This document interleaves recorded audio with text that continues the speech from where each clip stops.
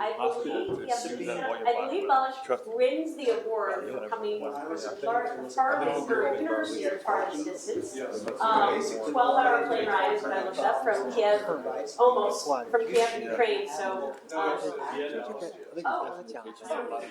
was wrong. I apologize.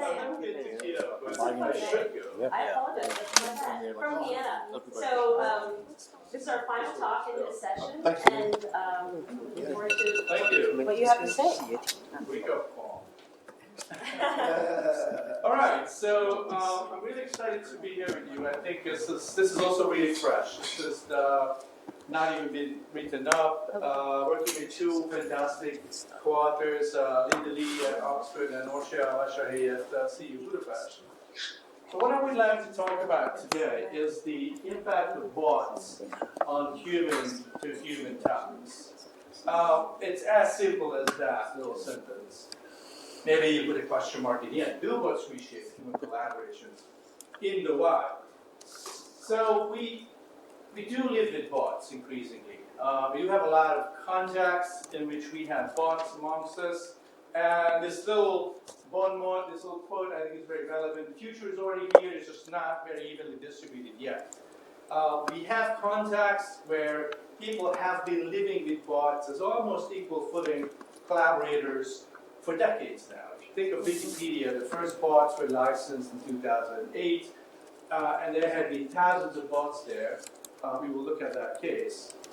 So we do have real-life situations with lots of bots integrated with humans. So that's what we will be looking at. There are many studies with experiments, exciting experiments, where people look at how bots impact the human collaborations. Maybe they energize collaborations, maybe they hinder them. The findings vary.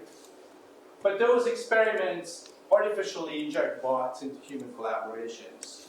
We are looking at contexts where bots themselves are coming endogenously out of the field. People make them for a purpose, and they're there to live with those people in those fields. So this is really exciting for me. So as I was supervising students at Oxford when I was running the social data science DPhil program, what was striking me is that many students and many scholars who do research on Twitter, say, would start their papers saying in the data and method section, we have collected 5 million tweets, and then half a sentence say we used botometer or deep learning or whatever in the forest to identify bots, and we have deleted them, period. And then we look at the remaining data set.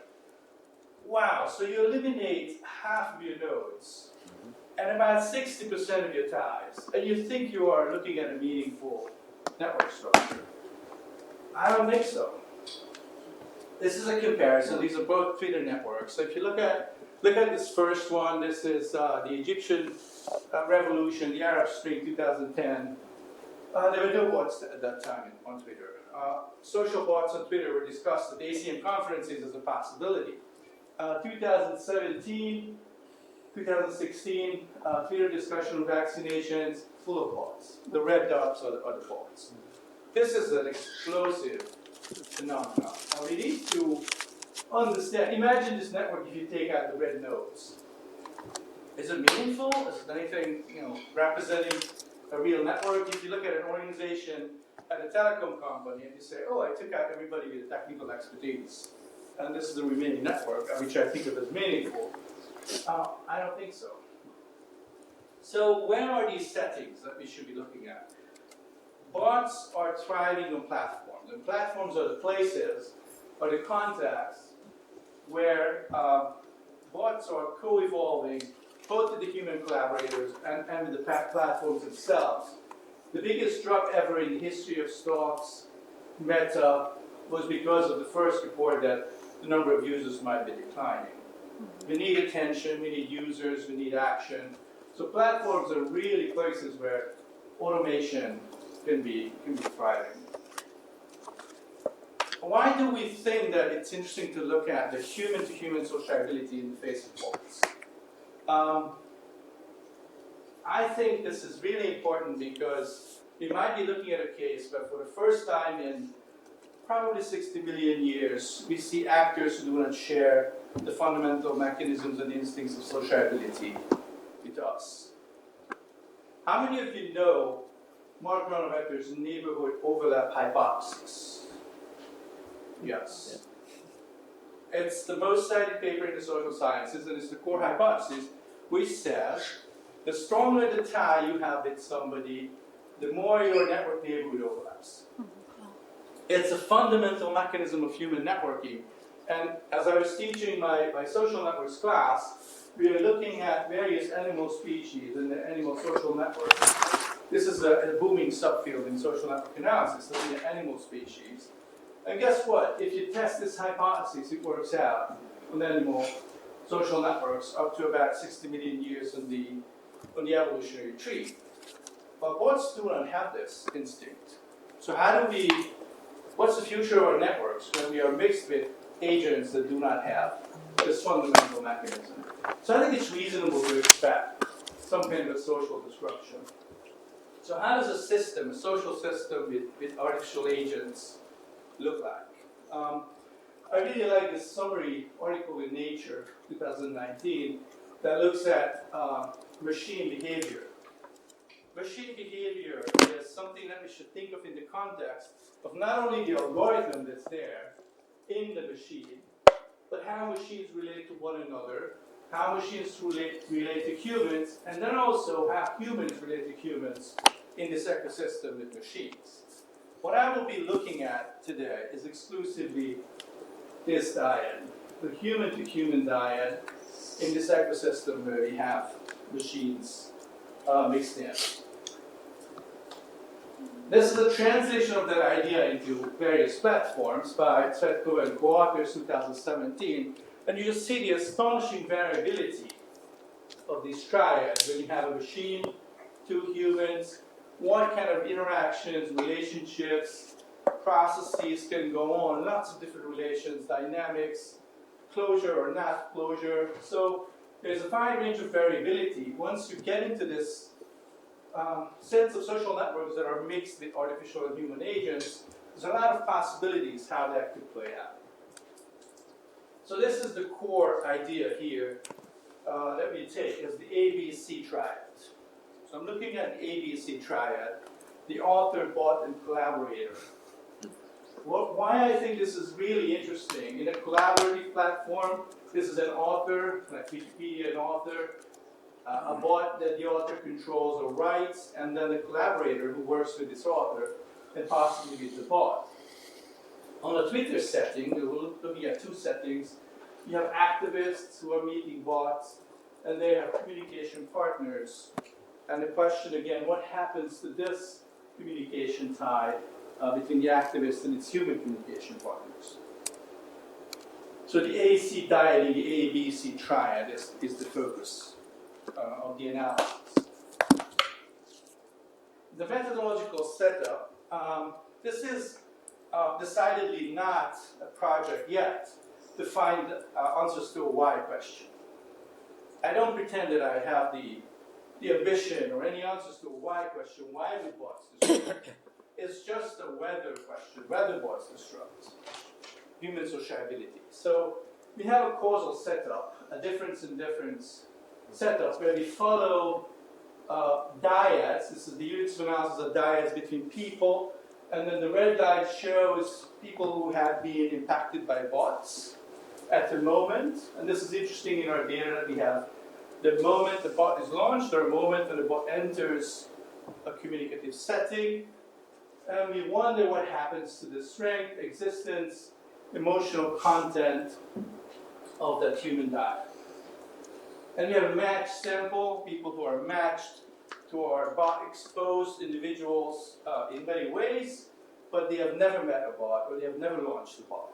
Okay, so this difference is what we are interested in, or difference in difference. It's how we go from the before to the after. The difference for the matched sample, we don't expect that to be anything, maybe 0, and then the difference is, we expect a negative difference for the exposed. So the difference in differences is what we are looking at. All right, so I'll be showing two case studies that are radically different, and I think different in really interesting ways. The first case is social bots on Twitter.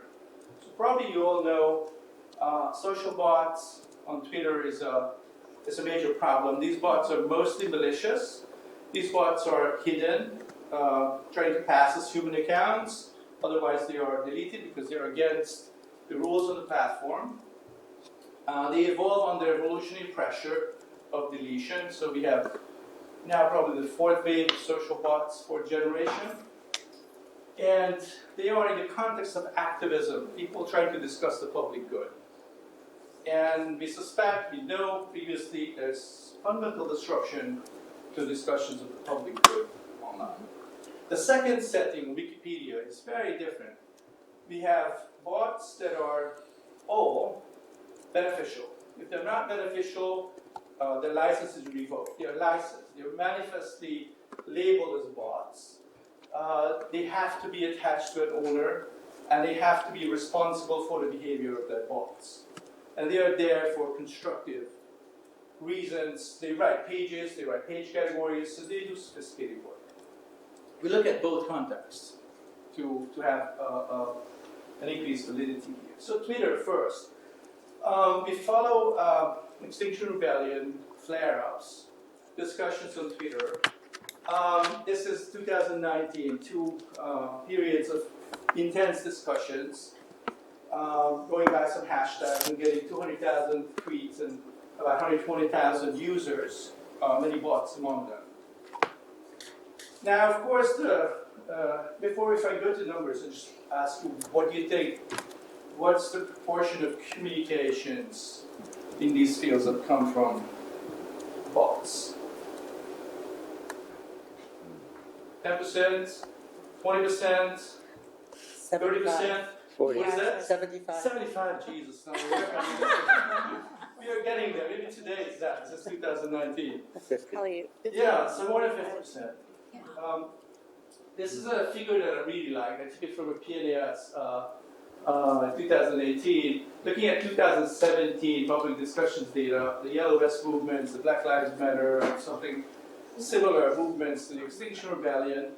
And they have showed you have 30%, about 31% bot users, 69% human users, and about a little more than 50% of the total communication activity coming from bots. In our data, we are now approaching almost half of the users are bots, and more than 60% of the communications come from these artificial users. I also have to pause here and just reflect on what is a bot. We are agnostic about what these bots do. But there are also some helpful bots on Twitter. Most are malicious. But what I need to reflect on is the detection of them. So unlike gender detection, where you have a rather clear underlying but hidden category, and maybe you try to recognize gender from names, recognizing bots is not about recognizing a hidden but clear distinction of actors, but rather algorithmicity of users is a continuous dimension. There are humans who behave in algorithmic ways. We have seen in the Iranian Revolution grandmothers getting onto Twitter, and they think Twitter is about tweeting a hashtag every 2 minutes, and they behave like bots, but they're just grandmas. And this is a continuum going from a bit algorithmic to absolutely fully robotic, like spam bots, tweeting the same thing 10,000 times a minute. They will be easily deleted now on Twitter. But this is a continuum, even the underlying category. So it's not clearly people versus bots. There's two teams, the reds and the blues. I'm just making that clear, but it's not clear in the data. It's clear in Wikipedia, but not clear on Twitter for sure.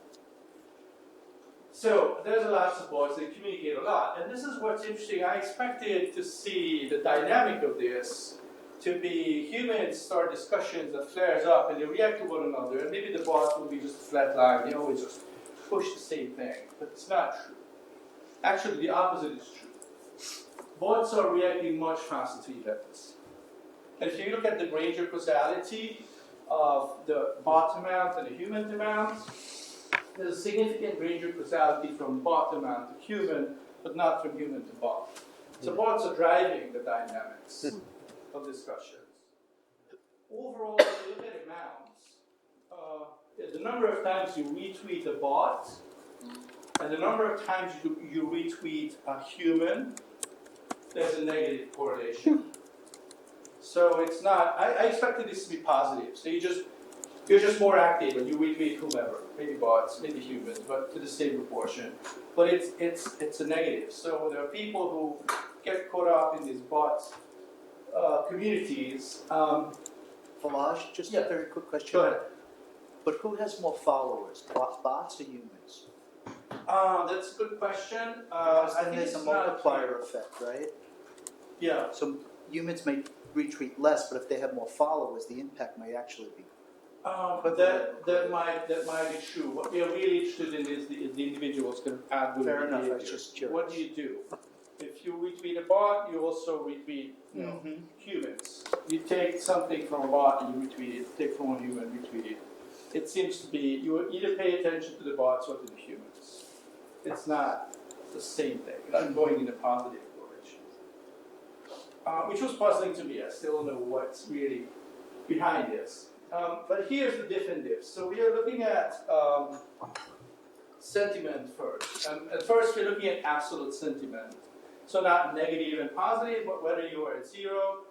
We expect discussions about the public good to be rational, optimally, so we discuss the factual things and not just, I hate it, I love it, kind of reactions. So what's happening here is if you look at absolute sentiment, is that the gray ones are matched, and we normalize everybody to the before. So in the Twitter setup, you have 30 days before someone meets a bot for the first time, and then 30 days after they met the bot. And the matched sample have never met the bot. In the sense that the retweet replied to a bot message, which is hard to find. People who never met the bot. And people who met the bot often met the bot multiple times. We saw somebody retweeted bot 30 times. So we just look at the first instance. So it was not easy to find the data in this structure or to refine it. But what we have here is the gray ones never met the bot, and then the red ones, at this moment, they met the bot, and this is the 30 days before, 30 days after averages.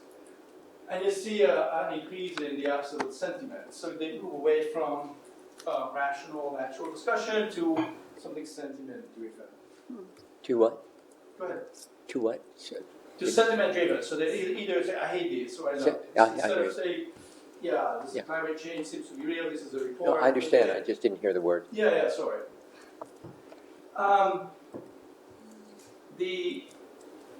What we see here is that, there's this absolute sentiment. If you look at the raw sentiment, so it can go to negative or positive, you don't see a clear, significant difference. The bot exposes maybe a bit below. But if we refine this data, so we go into triple interactions in the different diffs. So we add whether the bot is below median likes. So it's not a nice bot that people like. There are some nice bots on Twitter, giving you news regularly, you can sign up for that. But there are malicious bots that are never liked. Or the interaction sentiment itself was negative. So what the bot was saying was something negative in sentiment. We then see the raw sentiment being below. So basically, these are algorithmic jerks on Twitter that agitate you. Now mind this is not the response to the bot. This is what then the way the human talks to other humans after this event. So this is spillover to human networks.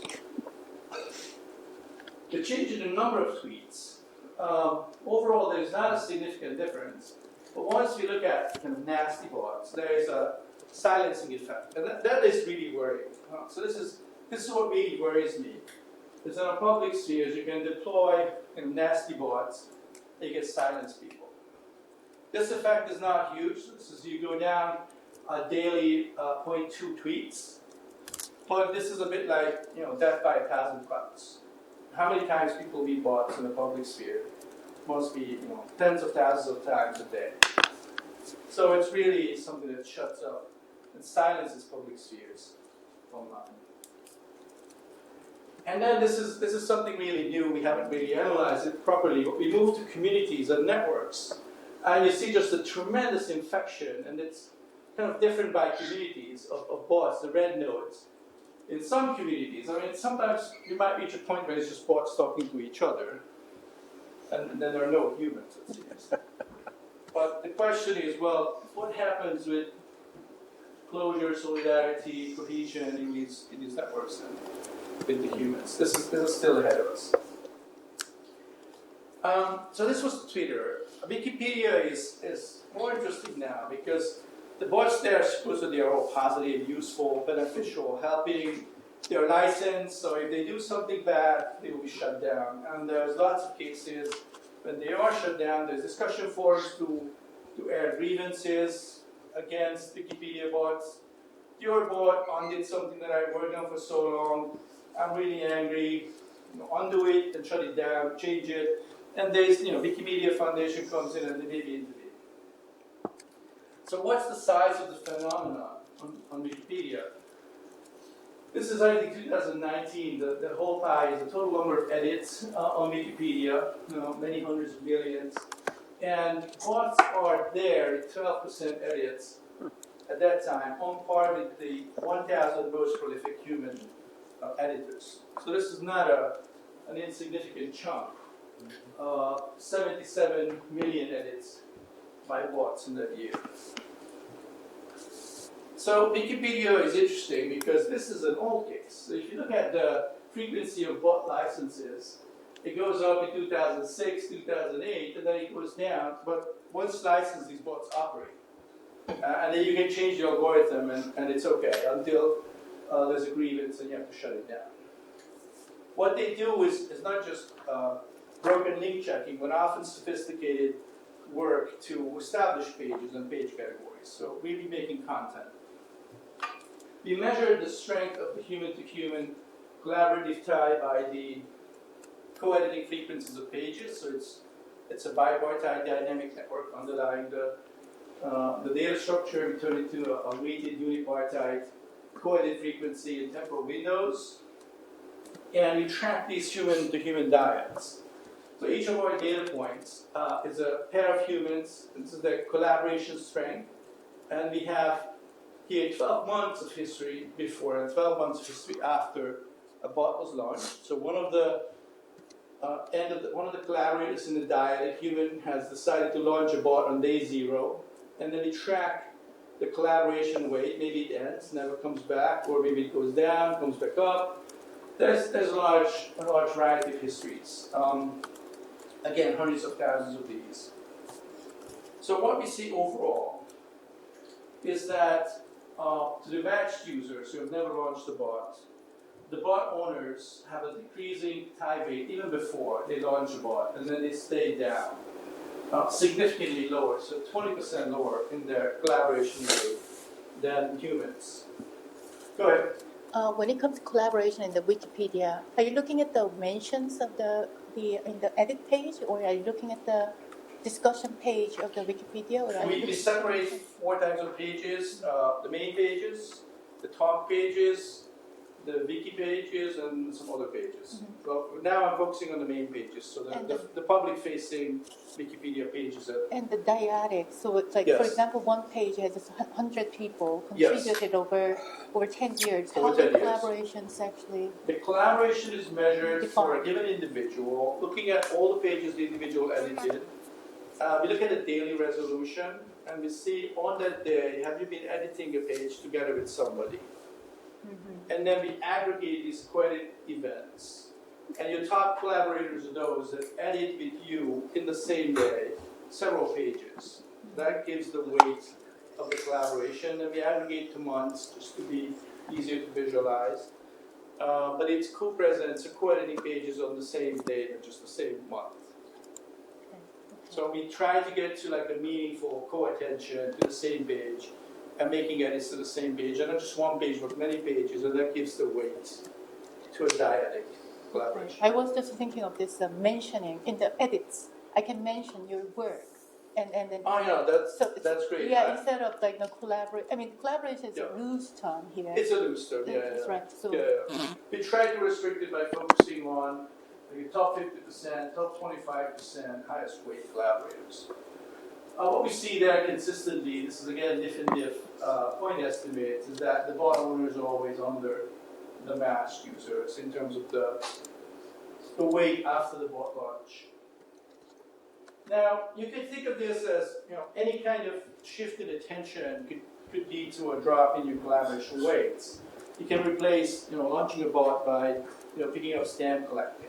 If you do something else, you shift your attention away from Wikipedia. So maybe that's why bot owners do not collaborate as much, because they just become geeks who program these bots and become busy with that. So we look at the bot activity to see if that has anything to do with the collaboration weight in the human-to-human diets.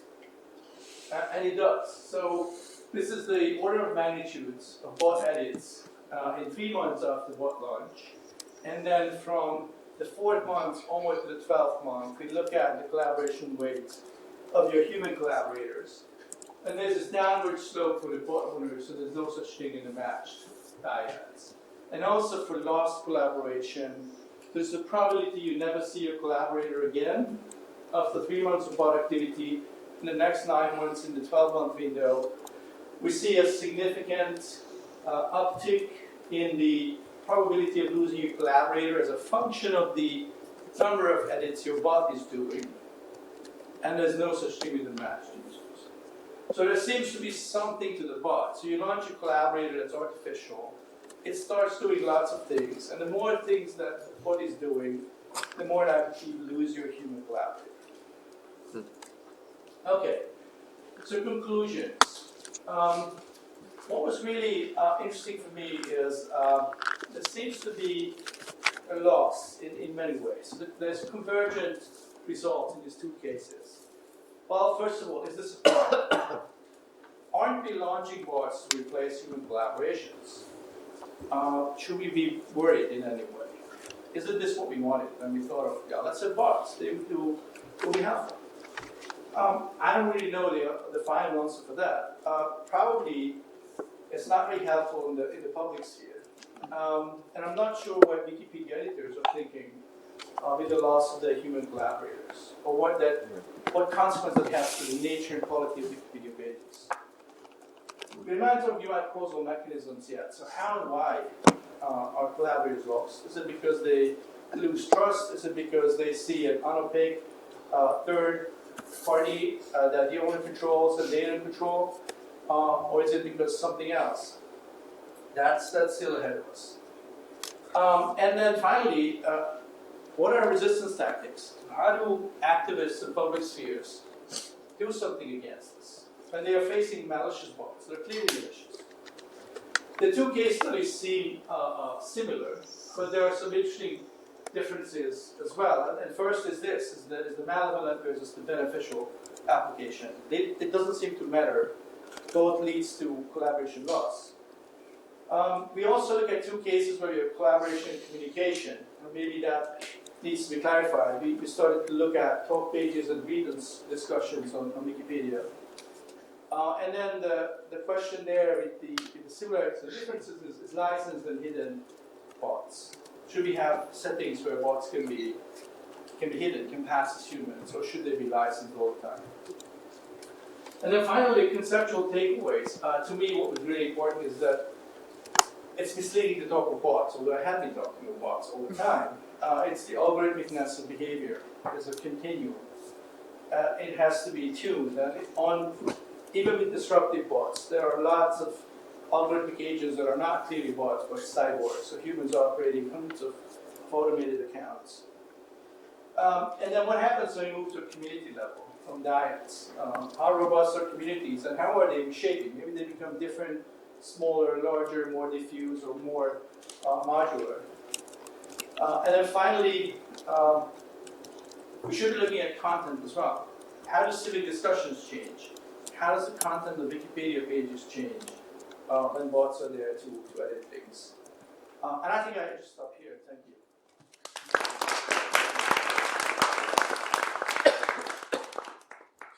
Question. Oh, right away. Thank you, Ed. Thank you for the great talk. I had a question about your second part, the Wikipedia study.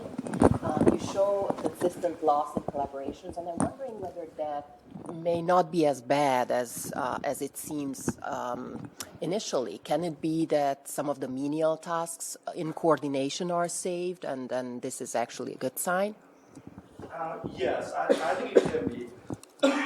Again, I think it's a question of what we prefer. Are we fine losing those collaborations? Was it something tedious or boring or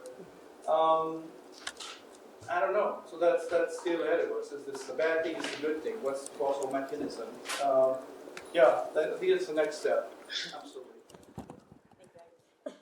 Hey there. So following on from that as someone who wrote some bots back in Wikipedia back in the day and who has done a little bit of work on this, a lot of the work is incredibly tedious and mechanical, running around and doing grammar edits, right? Inserting citations. And the notion of collaboration is just happening to edit the same page on the same day or something is a really weak notion of collaboration, right? So you want to sort of you know, I actually like the idea. I like the theme of your talk a lot, that bots inject into networks and have impacts on them.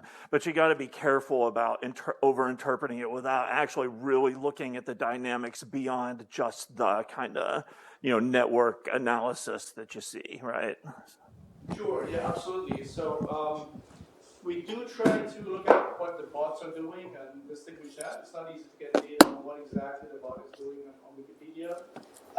And we do try to kind of fine-tune and restrict this collaborative sense of what collaboration means beyond just the fact that you have been editing one page together on one day. So we try to see the frequency of that, the kind of the most heavy vein collaborators in that. And we are now looking at top pages as well to see actual communication between users and then see the impact on the top page. Yeah. So thank you.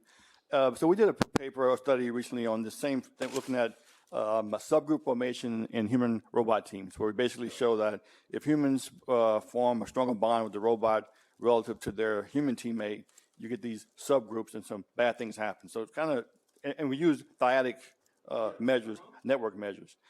But one question I had was that, so in that scenario, all the cards are on the table, you know who you're rating.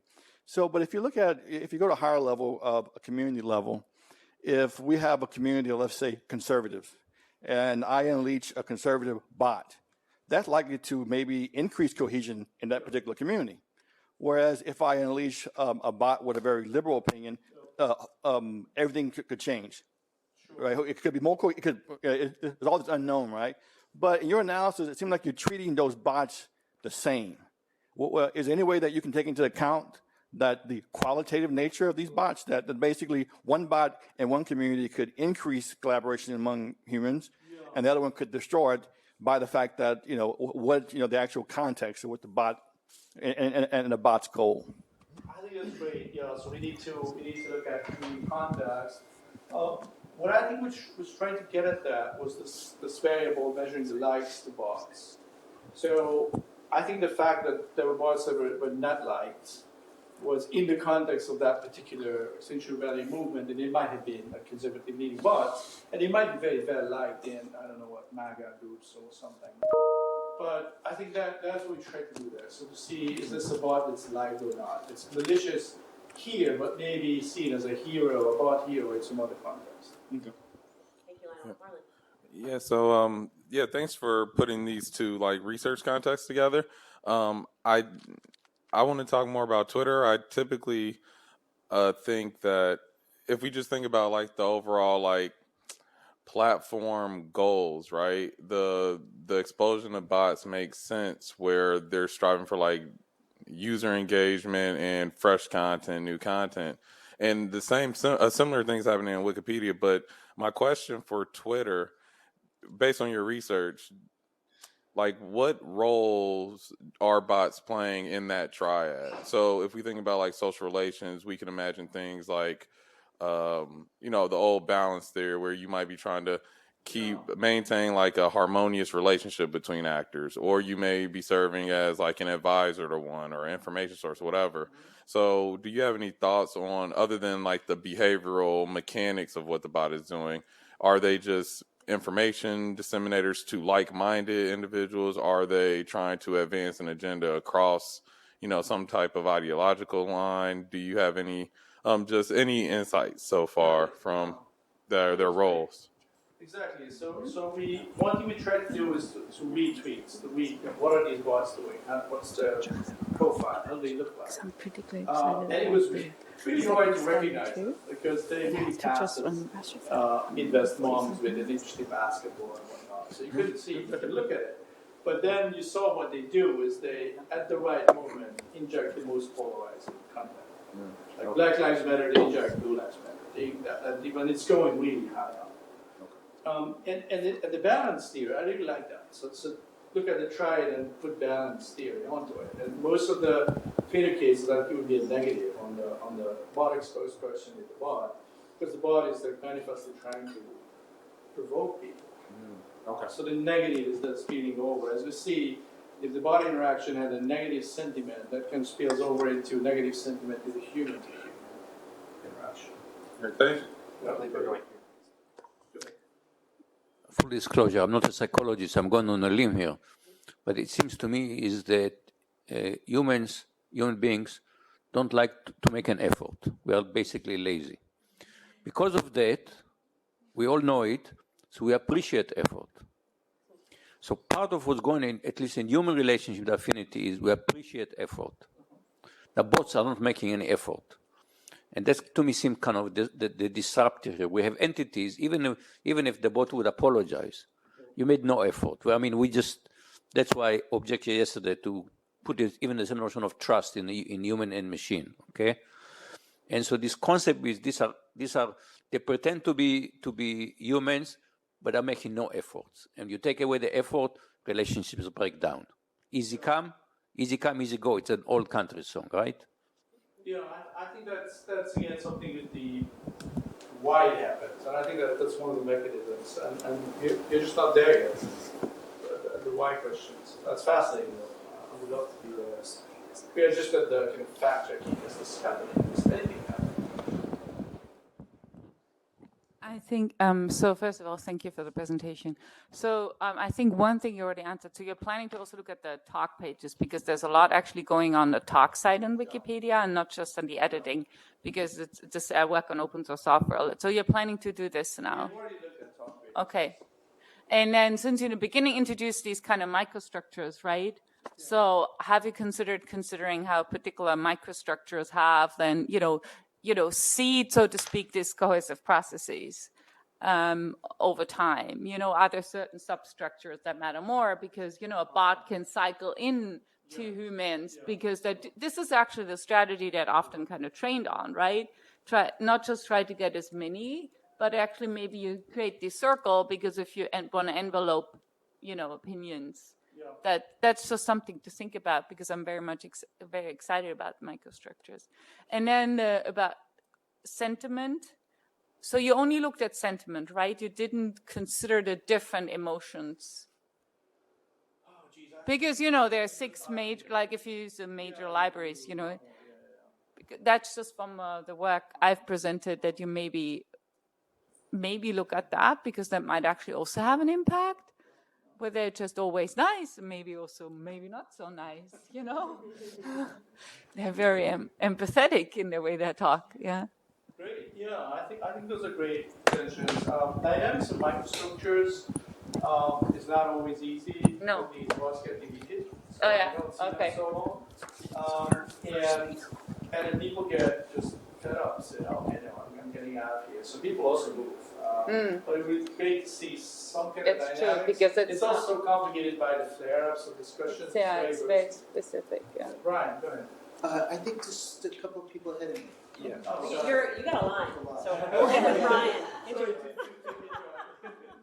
Thanks for a great talk. If I just wear my physics hat, I just feel like whenever I have agents interacting each other, and agents of interactions have a budget, time budget, and resource of interactions. And some other bots are, get in the way, and the interaction decreases because of the time limit of my budgets. do you think that's the mechanism going on? And the second question is, the following up question is, what is a counterfactual world?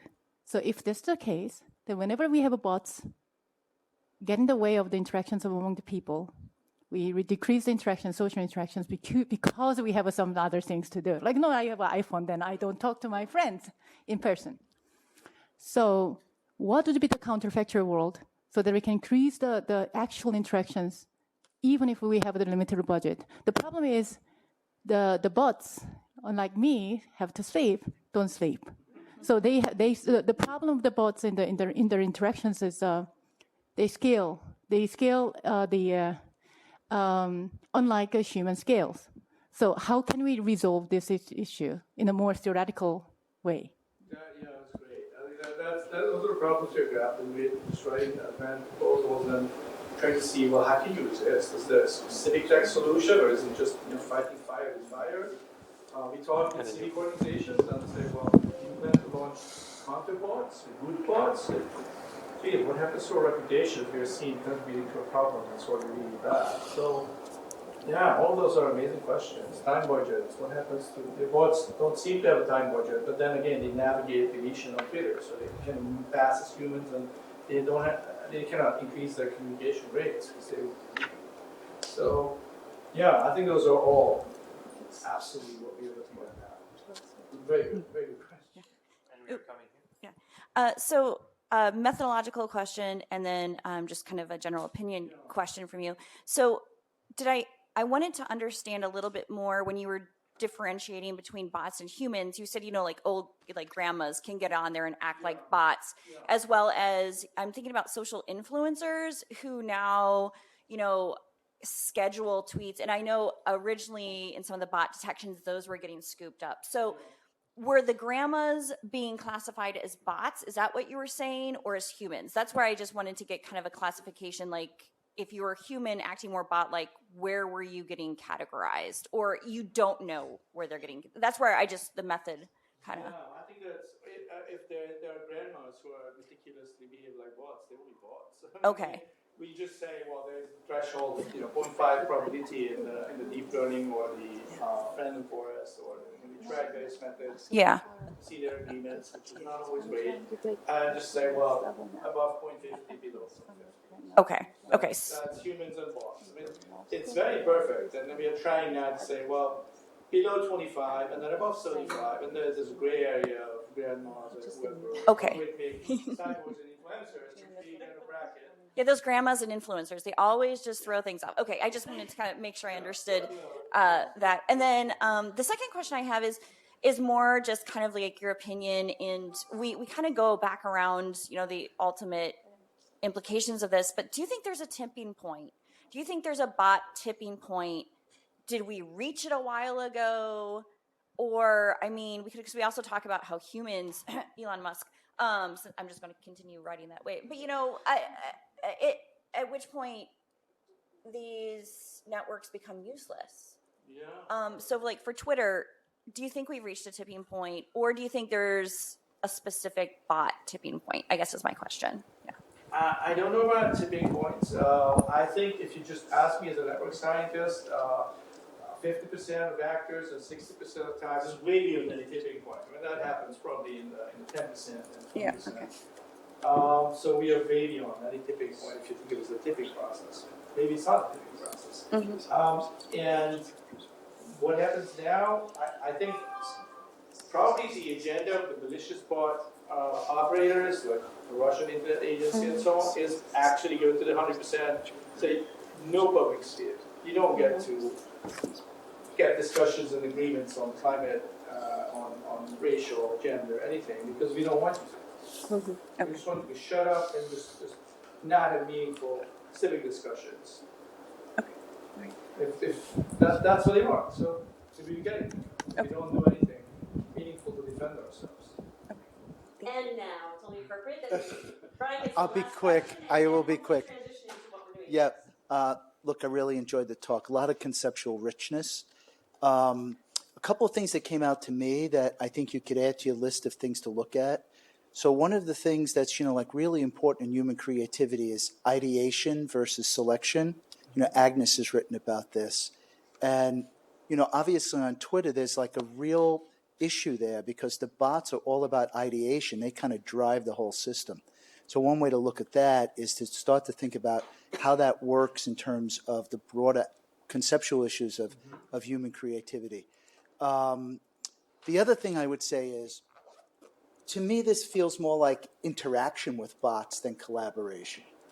So I wonder if you could speculate for us, given what you've already looked at and your understanding of the system, how do you think things would change or be the same with something like ChatGPT, which really is much more collaborative because you're interacting with it?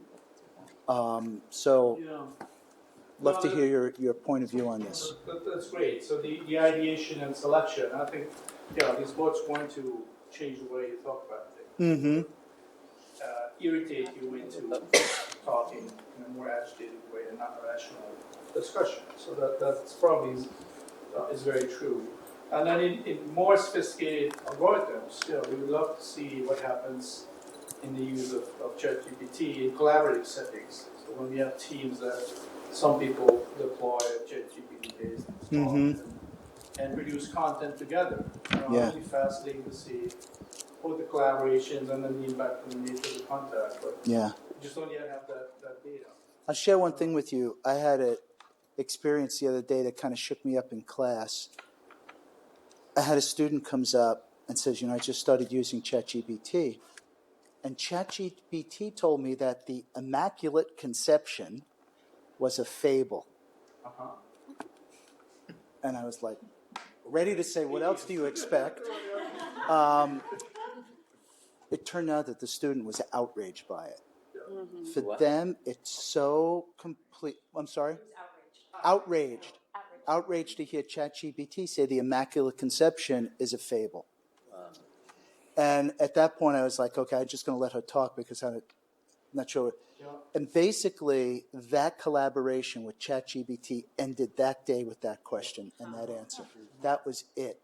So, here's a very extreme example of how collaboration with something like that could potentially deepen, but could also be shut down right away. Great. That's a great example. It's just Twitter we cannot really shut down. Yeah. We just keep going. It reminds me, yesterday we had that talk about kind of like the boundaries and how people overcompensate. Well, I think this is one of the issues with collaboration with bots. If they get too close to the boundary of what you don't consider to be real or not, you overcompensate. And that's it. Until you find a bot that does tell you exactly what you want to hear. Thank you. Great. Thanks. Thank you so much. I think it's a great note to end a networks conference on Immaculate Conception. So let's give a round of applause.